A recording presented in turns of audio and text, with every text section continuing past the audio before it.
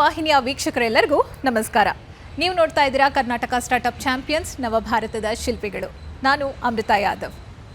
ವೀಕ್ಷಕರೇ, ವಿಜ್ಞಾನ ಮತ್ತು ತಂತ್ರಜ್ಞಾನ ದೇಶದ ಆರ್ಥಿಕ ಬೆಳವಣಿಗೆ ಮತ್ತು ಸಾಮಾಜಿಕ ಯೋಗಕ್ಷೇಮದ ಅಡಿಪಾಯ ಅಂತಲೇ ಹೇಳಬಹುದು. ಸಂಪನ್ಮೂಲಗಳನ್ನು ಸಮರ್ಪಕವಾಗಿ ಬಳಸಲು ನಿರ್ವಹಿಸಲು ಇದು ಅನುವು ಮಾಡಿಕೊಡುತ್ತೆ. ಮೂಲ ಸೌಕರ್ಯಗಳ ಅಭಿವೃದ್ಧಿಯಿಂದ ಹಿಡಿದು ಸ್ಮಾರ್ಟ್ ಸಿಟಿಗಳವರೆಗೂ ಪ್ರತಿಯೊಂದು ವಲಯದಲ್ಲೂ ನವೀನ ತಂತ್ರಜ್ಞಾನಗಳು ಪರಿಹಾರಗಳನ್ನು ಸೂಚಿಸುತ್ತವೆ. ಈ ನಿಟ್ಟಿನಲ್ಲಿ ಸ್ಟಾರ್ಟ್ಅಪ್ಗಳು ಆಶಾಕಿರಣವಾಗಿ ಹೊರಹೊಮ್ಮುತ್ತಾ ಇದೆ. ನಾವು ಭಾರತೀಯ ವಿಜ್ಞಾನ ಸಂಸ್ಥೆ ಅಥವಾ ಇಂಡಿಯನ್ ಇನ್ಸ್ಟಿಟ್ಯೂಟ್ ಆಫ್ ಸೈನ್ಸ್ನ ಸ್ಟೆಮ್ ಸೆಲ್ ಇನ್ಕ್ಯುಬೇಷನ್ ಸೆಂಟರ್ನಲ್ಲಿದ್ದೀವಿ. ಇಲ್ಲಿನ ಈ ಇನ್ಕ್ಯುಬೇಷನ್ ಸೆಂಟರ್ನಲ್ಲಿ ಸ್ಟಾರ್ಟ್ಅಪ್ಗಳಿಗೆ ಪೂರಕವಾಗಿ ಹೇಗೆ ಕೆಲಸ ಮಾಡ್ತಾ ಇದ್ದಾರೆ ಅನ್ನೋದ್ರ ಬಗ್ಗೆ ಒಂದು ಮಾಹಿತಿಯನ್ನು ತಿಳಿಯೋಣ ಬನ್ನಿ.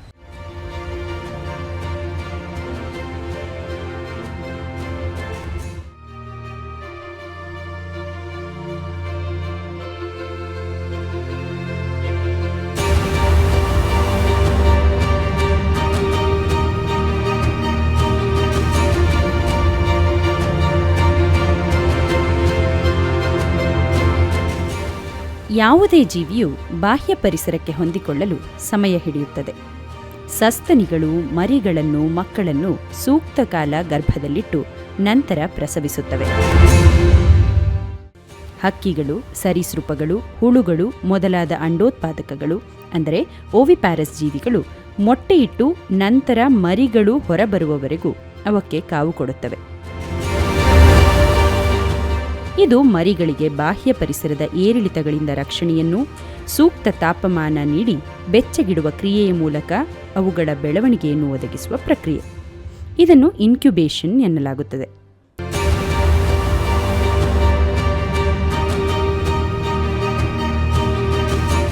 ಅಲ್ಲ, ನಾವೀನ್ಯತೆ ತಂತ್ರಜ್ಞಾನಗಳನ್ನು ಬಿಂಬಿಸುವ ನವೋದ್ಯಮಗಳ ಸಂಚಿಕೆಯಲ್ಲಿ ಏನಿದು ಮರಿ, ಕಾವು ಇತ್ಯಾದಿ ಮಾತುಕತೆ ಎಂದು ಹುಬ್ಬೇರಿಸುತ್ತಿರುವಿರೇನು?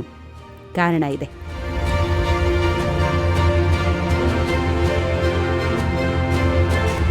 ನವೋದ್ಯಮ ಅಂದರೆ ಸ್ಟಾರ್ಟ್ಅಪ್ಗಳು ವೈವಿಧ್ಯಮಯ ಆಲೋಚನೆಗಳನ್ನು ಕಾರ್ಯರೂಪಕ್ಕೆ ತರಲು ಬಂಡವಾಳ ಹಾಗೂ ಕಾರ್ಯನಿರ್ವಹಿಸಲು ಸೂಕ್ತ ಸ್ಥಳಾವಕಾಶ, ತಾಂತ್ರಿಕ ಮತ್ತು ಬೌದ್ಧಿಕ ಸಹಕಾರ ಇತ್ಯಾದಿ ಅತ್ಯಗತ್ಯ.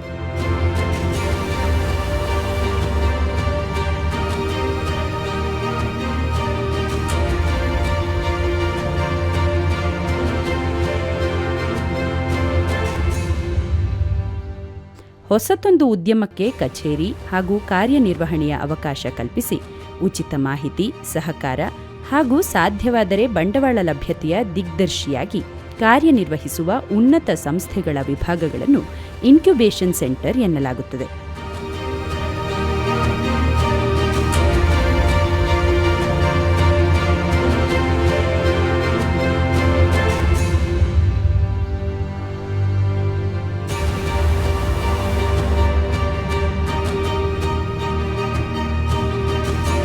ಇಂತಹ ಕೇಂದ್ರಗಳಲ್ಲಿ ಸುಮಾರು 3 ರಿಂದ 5 ವರ್ಷಗಳ ಕಾಲ ಸ್ಟಾರ್ಟ್ಅಪ್ಗಳಿಗೆ ತರಬೇತಿ, ಸ್ಥಳ, ಜ್ಞಾನ ಪ್ರಸರಣ ಇತ್ಯಾದಿಗಳ ಸಹಕಾರವನ್ನು ನೀಡಿ ಹೊರ ಜಗತ್ತಿನ ಸ್ಪರ್ಧಾತ್ಮಕತೆಗೆ ಆ ಉದ್ಯಮಗಳನ್ನು ತಯಾರಿ ಮಾಡಲಾಗುತ್ತದೆ.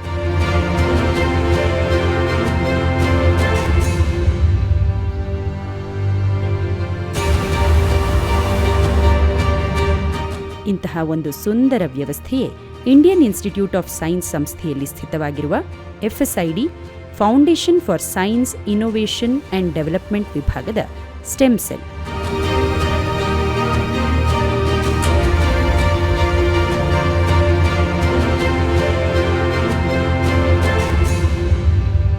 ಸ್ಟೆಮ್ ಅಂದರೆ ಸೈನ್ಸ್, ಟೆಕ್ನಾಲಜಿ, ಆಂಟ್ರಪ್ರಿನ್ಯೂರ್ಶಿಪ್ ಅಂಡ್ ಮನಿ. ದೇಶದಲ್ಲಿರುವ ಕೆಲವು ಆಳವಾದ ವೈಜ್ಞಾನಿಕ ಇನ್ಕ್ಯುಬೇಟರ್ಗಳಲ್ಲಿ ಒಂದಾಗಿದ್ದು ಭಾರತೀಯ ವಿಜ್ಞಾನ ಸಂಸ್ಥೆಯಲ್ಲಿರುವುದರಿಂದ ವಿಜ್ಞಾನಾಧಾರಿತ ನವೋದ್ಯಮದ ನಿರ್ದಿಷ್ಟ ಅಗತ್ಯತೆಗಳು ಮತ್ತು ಸವಾಲುಗಳನ್ನು ಅರ್ಥ ಮಾಡಿಕೊಳ್ಳುವಲ್ಲಿ ವಿಶೇಷ ದೃಷ್ಟಿಕೋನವನ್ನು ಹೊಂದಿದೆ. ಸಾಮಾಜಿಕ ಹಿತಕ್ಕಾಗಿ ಅಭಿವೃದ್ಧಿಪಡಿಸುವ ವಿಜ್ಞಾನ ಮತ್ತು ತಂತ್ರಜ್ಞಾನವನ್ನು ವಾಣಿಜ್ಯೀಕರಿಸುವ IP ಆಧಾರಿತ ನವೋದ್ಯಮಗಳನ್ನು ಸ್ಟೆಮ್ ಸೆಲ್ ಉತ್ತೇಜಿಸುತ್ತದೆ ಹಾಗೂ ವಿಜ್ಞಾನ ಮತ್ತು ತಂತ್ರಜ್ಞಾನದಲ್ಲಿ ಉದ್ಯಮಶೀಲತೆಯನ್ನು ಪ್ರೋತ್ಸಾಹಿಸುತ್ತದೆ.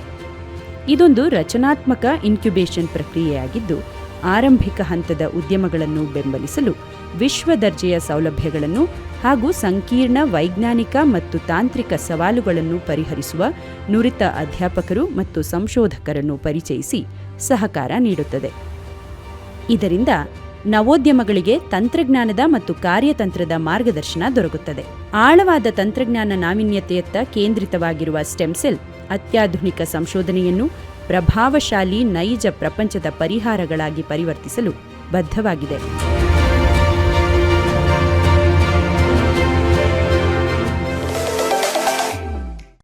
ವೀಕ್ಷಕರೇ, ಈಗ ನಮ್ಮ ಜೊತೆ FSID ಡೈರೆಕ್ಟರ್ ಆಗಿರುವ ಪ್ರೊಫೆಸರ್ ಗುರುಮೂರ್ತಿ ಅವರಿದ್ದಾರೆ. ಅವರಿಂದ ಇನ್ಕ್ಯುಬೇಷನ್ ಡಿವಿಷನ್ ಬಗ್ಗೆ, FSID ಬಗ್ಗೆ ಒಂದಷ್ಟು ಮಾಹಿತಿಯನ್ನು ಪಡೆಯೋಣ. ಸರ್ ನಮಸ್ತೆ, ಕಾರ್ಯಕ್ರಮಕ್ಕೆ ತಮಗೆ ಸ್ವಾಗತ. ನಮಸ್ಕಾರ. ನನ್ನ ಹೆಸರು ಬಿ ಗುರುಮೂರ್ತಿ. ನಾವು ಇಲ್ಲಿ ಭಾರತೀಯ ವಿಜ್ಞಾನ ಸಂಸ್ಥಾನದಲ್ಲಿ ಪ್ರೊಫೆಸರ್ ಆಗಿ ಕೆಲಸ ಮಾಡ್ತೀವಿ.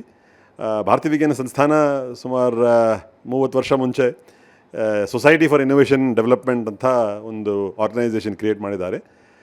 Basically to engage with the industry and incubate startups, to create startups. So ಆ ಸಂಸ್ಥಾನ 2020 ಅಲ್ಲಿ it became a Section 8 company and it was called Foundation for Science Innovation and Development, and I presently head the organization as the director. Okay, ಇನ್ನು ಒಂದು ಯಶಸ್ವಿಯಾಗಿ ಸ್ಟಾರ್ಟಪ್ಗಳನ್ನು ರೂಪಿಸುವಲ್ಲಿ incubation ಸೆಂಟರ್ಗಳ ಪಾತ್ರ ತುಂಬಾ ಮಹತ್ವವಾದದ್ದು. ಒಂದು ಮ್ಯಾನೇಜ್ಮೆಂಟ್ ಟ್ರೈನಿಂಗ್ ಇರಬಹುದು, ತರಬೇತಿ ಆಗಿರಬಹುದು, ಮೆಂಟರ್ಶಿಪ್, ಬಿಸ್ನೆಸ್ ನಾಲೆಡ್ಜ್ ಇರ್ಬೋದು, ಇದೆಲ್ಲವೂ ಕೂಡ ತುಂಬಾ ಮುಖ್ಯ ಆಗುತ್ತೆ. ನಿಮ್ಮ ಕಾರ್ಯಚಟುವಟಿಕೆ ಬಗ್ಗೆ ಪರಿಚಯ ಮಾಡಿಕೊಡಿ, ಮತ್ತು ನಿಮ್ಮ ಮೋಟೋ ಏನಿದೆ ಅದ್ರ ಬಗ್ಗೆ ತಿಳಿಸಿ. ನಮ್ಮದು ಮೇನ್ ಮೋಟೋ ಅಥವಾ ಅಜೆಂಡಾ ಏನಿದೆ ಅಂದರೆ deep science startups. Deep science startups ಅಂತ a startup whose product offering is based on science and technology. That's the main motto of FSID. So we look for founders who have done some innovation based on science and technology, and they are looking for an opportunity to take this to market. So what we do for supporting them is we provide what we call patient support. Yakandre these companies cannot bring a product out in 6 months or 1 year like your mobile apps. Mobile apps maximum 6 months and they are ready to launch the product. But the science based companies anta it takes much more time. Prototype ಮಾಡೋದಕ್ಕೆ time ಆಗುತ್ತೆ, then testing, validation, then ಆಮೇಲೆ customers, market, etc. So our role in incubation of these deep science startups is to provide them support all the way till the point where they can be in front of a customer or in front of an investor. So startups basically they cannot bring large capital, they bring only ideas, right?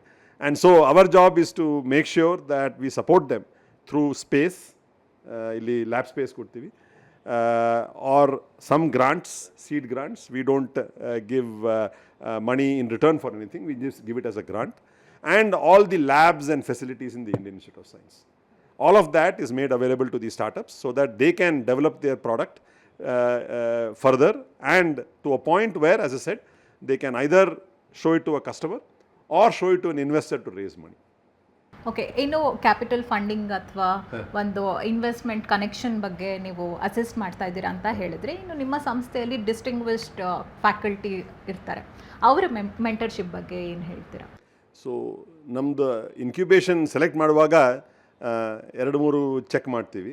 ಅದರಲ್ಲಿ main ಏನಂತಾರೆ ಅಂದರೆ, ಒಂದು faculty ಇನ್ಸ್ಟಿಟ್ಯೂಟಲ್ಲಿಂದ ಆ ಕಂಪನಿಗೆ ಮೆಂಟ್ರಾಗ ಬರಬೇಕು.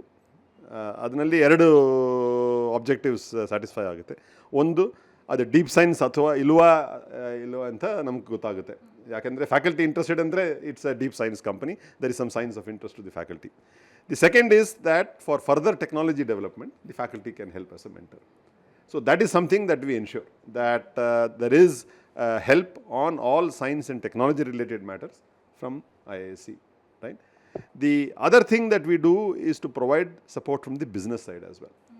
So for that our team actually does a very interesting thing, which is that we reach out to both our alumni and others who are in industry, who have had successes in industry. Our business lead ಮಾಡ್ತಾರೆ, business build ಮಾಡ್ತಾರೆ. So that experience is very important for the startups. Yakandre technology, while it is important, it's only a small part of the success of the company. They have to succeed in the business place. So ada hage madabodu anta ada advice, mentoring professionals ಮಾಡ್ತಾರೆ. So luckily we are in Bangalore, so there are a lot of people who have had experience, and also they are willing to help us because Institute of Science. And so we are very grateful to all our mentors from industry. And what we do is that we don't want a outpatient clinic type of model where one day a week they come and companies can talk to them. We make a one-on-one connection, and in fact we take care of that expense upfront first for about 4 months when the chemistry between the company and the mentor is established. Once that is established, then they can engage directly and they benefit. And we find that a lot of our startups have taken the mentor on as either a director or as an executive in the company itself.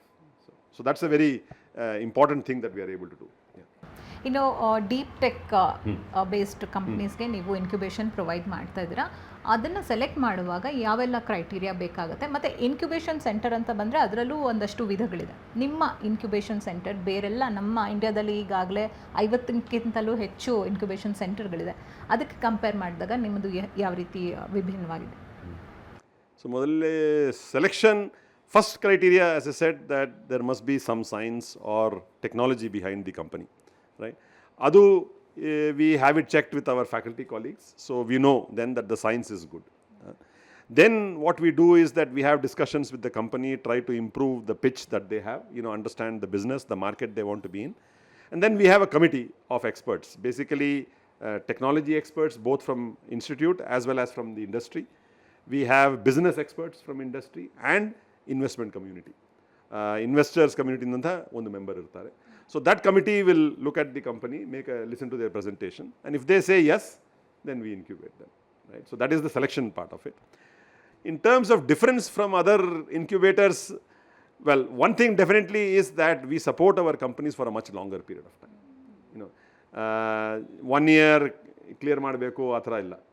We support them, as I said, till such time that they are ready to go out into the market on their own. Either get investment and go out or get customers and go out. So that's something that I believe is difference. We also support them in some many interesting ways. Mentors, as I said, one-on-one mentorship, that is something that we do differently. We also provide medical coverage for all our startups, which is also, I believe, very unique because they are all young and they work hard. So we believe that they should be not worried about these things, so we try to provide that. We also provide them some help with respect to mental wellness and things because they carry a lot of stress and it is a very stressful job. So we provide that help as well. So those are the differences. Okay sir, ಇನ್ನು nation building ಅಥವಾ science and ಟೆಕ್ನಾಲಜಿಯಲ್ಲಿ ನಮ್ಮ startup ಕಂಪನಿಗಳ ಕೊಡುಗೆ ತುಂಬಾ ಇರುತ್ತೆ. ಅಂಥ ಕಂಪನಿಗಳಿಗೆ ನೀವು ಒಂದು ಮೇಜರ್ ಸಪೋರ್ಟ್ನ ಪ್ರೊವೈಡ್ ಮಾಡ್ತಾ ಇದ್ದೀರಾ. Thank you so much. ನಿಮ್ಮ ಎಕ್ಸ್ಪೀರಿಯನ್ಸ್ನ ಶೇರ್ ಮಾಡೋದಕ್ಕೆ, ಇಷ್ಟೆಲ್ಲ ಮಾಹಿತಿಯನ್ನು ನಮಗೆ ನೀಡೋದಕ್ಕೆ ಮತ್ತೊಮ್ಮೆ ಧನ್ಯವಾದಗಳು. Thank you. ಧನ್ಯವಾದ. Our pleasure. ಯಾವುದೇ ಒಂದು ಸ್ಟಾರ್ಟಪ್ನ ಶುರು ಮಾಡುವಾಗ ಅದಕ್ಕೆ ಮಾರ್ಗದರ್ಶನ, ತರಬೇತಿ, ತಾಂತ್ರಿಕ ಮೂಲಸೌಕರ್ಯಗಳು ಅತ್ಯಗತ್ಯ. ಈ ಎಲ್ಲ ರೀತಿಯ ಟೆಕ್ ಸಪೋರ್ಟ್ನ ಇನ್ಕ್ಯುಬೇಷನ್ ಸೆಂಟರ್ಗಳು ಪ್ರೊವೈಡ್ ಮಾಡುತ್ತವೆ. ನಾವಿವತ್ತು IIScಯ ಇನ್ಕ್ಯುಬೇಷನ್ ಡಿವಿಷನ್ನ ಪ್ರಯಾಶಾಲದಲ್ಲಿದ್ದೀವಿ. ಬನ್ನಿ.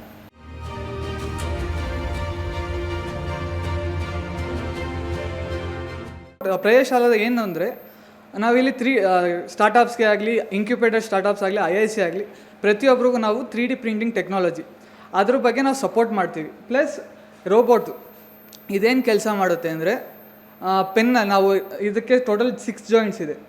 ಇಲ್ಲಿ ನೋಡ್ತಿದ್ದೀರಾ 6 ಜಾಯಿಂಟು. ನಾವು ಇದರಲ್ಲಿ ಏನು ಮಾಡ್ಬೋದು ಅಂದರೆ, ನೀವು ಪೆನ್ನಲ್ಲಿ ಯಾವ ಥರ ಬರಿತೀರಾ ಅದೇ ಥರ ಇದರಲ್ಲಿ ರೈಟಿಂಗ್ಸ್ ಮಾಡಿಸ್ಬೋದು. ಪ್ಲಸ್ ಏನು ಅಂದರೆ, ಇನ್ನೊಂದು ಇದರಲ್ಲಿ ಕೂಡ ಕ್ಯಾಮ್ರಾ ಕೂಡ ಮೋಲ್ಡ್ ಮಾಡಿ ನೀವು ಒಂದು ಒಂದು ಆಬ್ಜೆಕ್ಟ್ ತೊಗೊತೀರ, ಅದಕ್ಕೆ ನಿಮಗೆ ನಿಮ್ಮ ಹತ್ರ ಸಾಫ್ಟ್ವೇರ್ ಇರಲ್ಲ ಅದರಲ್ಲಿ, ಅದನ್ನು ಕೂಡ ನೀವು ಸ್ಕ್ಯಾನ್ ಮಾಡಿ ಅದನ್ನು ಎಕ್ಸ್ಟ್ರಾಕ್ಟ್ ಮಾಡ್ಬೋದು. ಆ ಕೆಲಸ ಕೂಡ ಒಂದು ಮಾಡುತ್ತೆ. ಪ್ಲಸ್ ಇದರಲ್ಲಿ ವೆಲ್ಡಿಂಗ್ ಕೂಡ ಮಾಡ್ಬೋದು. ಜಸ್ಟ್ ನೀವು ಪ್ರೋಗ್ರಾಮಿಂಗ್ ಮಾಡಬೇಕಾಗಿ, ಪ್ರೋಗ್ರಾಮ್ ನಿಮಗೆ ಬರಬೇಕು. ಪ್ರೋಗ್ರಾಮ್ ಬಂದರೆ ಇದರಲ್ಲಿ ವೆಲ್ಡಿಂಗ್ ಆಗಲಿ, 3D ಪ್ರಿಂಟಿಂಗ್ಸ್ ಆಗಲಿ, ರೈಟಿಂಗ್ಸ್ ಆಗಲಿ, ಪ್ರತಿಯೊಂದು ಮಾಡ್ಬೋದು ಇದರಲ್ಲಿ. ಆಮೇಲೆ ಈ ಲ್ಯಾಬು ಇದರಲ್ಲಿ ಲೈಕ್ 3D ಪ್ರಿಂಟಿಂಗ್ ಮಿಷಿನ್ಸ್ ಇದೆ, ಆಮೇಲೆ ವೆಲ್ಡಿಂಗ್ಸ್ ಇದೆ, ಆಮೇಲೆ 3 ಆ್ಯಕ್ಸಿಸ್ 4 ಆ್ಯಕ್ಸಿಸ್ ಮಿಲ್ಲಿಂಗ್ ಮಿಷಿನ್ಸ್ ಇದೆ. ಆದರೂ ಕೂಡ ಆ ಒಂದು ಇದನ್ನು ನಾವು ಸಪೋರ್ಟ್ ಮಾಡ್ತೀವಿ. ಯಾರಿಗೆ? ಸ್ಟಾರ್ಟಪ್ಸ್ಗೆ. ಅದು ಸ್ಟಾರ್ಟಪ್ಸ್ ಇನ್ಕ್ಯುಬೇಟೆಡ್ ಲೈಕ್ SIDಯಲ್ಲಿ ಇನ್ಕ್ಯುಬೇಟೆಡ್ ಆಗಿರಬೇಕು. ಇದ್ದಾಗ ಮಾತ್ರ ನಾವು ಸಪೋರ್ಟ್ ಮಾಡ್ತೀವಿ. ಅಂದರೆ ಹಿಂದೆಗಡೆ ನೋಡ್ಬೋದು, ಅಲ್ಲಿ ಮಿಷಿನ್ಸ್ ಇದೆ, ಅಲ್ಲೇ ಲೈಕ್ DC ಸಪ್ಲೈ ಆಗಲಿ, ಬೇರೆ ಒಂದು ಎಲೆಕ್ಟ್ರಾನಿಕ್ಸ್ ಸಾಲ್ಡ್ರಿಂಗ್ ಮಿಷಿನ್ಸ್, ಬೇರೆ ಒಂದು ಎಲೆಕ್ಟ್ರಾನಿಕ್ಸ್ ನಮ್ಮ ಬ್ಯಾಕ್ ಸೈಡ್ ಇದೆ, ಅದು ಕೂಡ ಯೂಸ್ ಮಾಡ್ಬೋದು. ಆಮೇಲೆ ನೀವು ಮಾಡಾದ್ಮೇಲೆ ನೀವು ಬೇಕಾದ್ರೆ ಇಲ್ಲೇ ಕೂತ್ಕೊಂಡು ಟೆಸ್ಟಿಂಗ್ ಕೂಡ ಮಾಡ್ಬೋದು. ಹೈಯರ್ ಎಂಡ್ PCs ಕೂಡ ಇದೆ, ಅದು ಕೂಡ ಟೆಸ್ಟಿಂಗ್ಸ್, ಅದರಲ್ಲೂ ಕೂಡ ಹೈಯರ್ ಎಂಡ್ ಸಾಫ್ಟ್ವೇರ್ಸ್ ಇದೆ. ಮ್ಯಾಟ್ಲ್ಯಾಬ್ಸ್ ಆಗಲಿ, ಸಾಲಿಡ್ ಕ್ಯಾಮ್ಸ್ ಆಗಲಿ, ಕ್ಯೂರಾ ಆಗಲಿ, ಪ್ರತಿಯೊಂದು ಸಾಫ್ಟ್ವೇರ್ ಕೂಡ ನಮ್ಮಲ್ಲಿದೆ. ಅದನ್ನು ಯೂಸ್ ಮಾಡ್ಕೊಂಡು ನೀವು ನಿಮ್ಮದೇ ಆದ ಓನ್ ಕ್ರಿಯೇಟಿವ್ ಐಡಿಯಾನ ಆಗಲಿ, ಆಮೇಲೆ 3D ಪ್ರಿಂಟಿಂಗ್ಸ್ ಟೆಕ್ನಾಲಜಿ ಕೂಡ ತುಂಬ ಚೆನ್ನಾಗಿ ಇಲ್ಲಿ ಯೂಸ್ ಮಾಡ್ಬೋದು. ನಮ್ಮೆಲ್ಲರ ದೈನಂದಿನ ಜೀವನದಲ್ಲಿ ವಿಜ್ಞಾನ ಮತ್ತು ತಂತ್ರಜ್ಞಾನದ ಮಹತ್ವದ ಬಗ್ಗೆ ನಮಗೆಲ್ಲ ಗೊತ್ತೇ ಇದೆ.